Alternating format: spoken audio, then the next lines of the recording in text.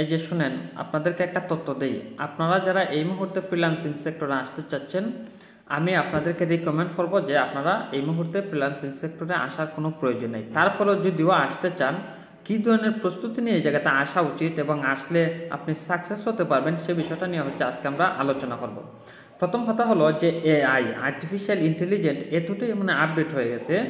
আপনি যদি একজন গ্রাফিক্স ডিজাইনারের কথা চিন্তা করেন, আপনি যদি একজন ওয়েব ডেভেলপারের কথা চিন্তা করেন, আপনি যদি একজন কন্টেন্ট রাইটারের কথা চিন্তা করেন, বা মার্কেটিংয়ের যে টেকনিক্যাল যে পার্টটা আছে, server side taking, pixel setup, এই ইত্যাদি ব্যাপারগুলো কিন্তু এআই দ্বারা কিন্তু রিপ্লেস হয়ে গেছে, অর্থাৎ রিপিটেড হয়ে গেছে। যার জন্যে আমরা যারা বর্তমানে যারা মার্কেট প্লেস বলেন বা মার্কেট প্লেসের বাইরে আমরা যারা কাজ করতেছি, আমরা এত বেশি কাজ পাই না, এবং যদিও পাই, এবং এটা হচ্ছে একদম ন্যূনতম একটা ভ্যালুতে আমরা এই কাজগুলো আমরা করে থাকি। এখন কথা হচ্ছে যে একটা সময় হয় কি, ধরেন আরো ধরেন 20 বছর আগে ধরেন একজন যদি হয়তো আপনার ইন্টার পাস, তখন কিন্তু তার ভ্যালুটা অনেক হাই ছিল, তাই না? কিন্তু এখন কি ইন্টার পাস কেউ এটাকে কি করে মানে এতটা সম্মান দেয় বা এতটা ভ্যালু দেয়? মানে ব্যাপারটা তো এরকম না। কারণ কথাটা হচ্ছে কোনটা, যে আমরা যতটুকু ধরেন আমরা শিখছি, মানে এতটুকুতে ধরেন একজন ক্লায়েন্টও কিন্তু এর চেয়ে তার অনেক বেশি ভালো জানে। তার মানে আপনাকে যদি এখানে ইনকাম করতেই হয়, মানে এর থেকে আরও বেশি ভালো আপনাকে জানতে হবে, তাই না? তাহলে আপনারা যদি আসতে চান, আমি আপনাদেরকে কিছু ফর্মুলা দিই। সেটা হচ্ছে যে প্রথম কথা হলো যে একজন বিসিএস ক্যাডার হইতে যে পরিশ্রমটা করতে হয়, সেই পরিশ্রম করার মানসিকতা আপনার থাকতে হবে। দ্বিতীয় নাম্বার হলো যে এখানে আপনার 1 থেকে 2 বছর সময় লাগবে।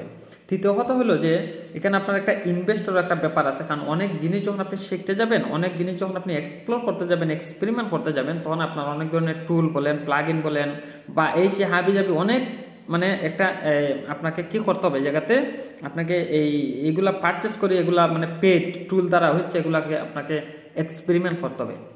তাহলে আমরা এখানে বুঝলাম। আদারওয়াইজ আপনারা যদি চিন্তা করেন যে একটা কম্পিউটার বা একটা নেট কানেকশন থাকলেই হতো বা ইনকাম, বা একটা জায়গায় কোর্সে এডমিশন নিলে হতো বা ইনকাম, ব্যাপারটা তা না।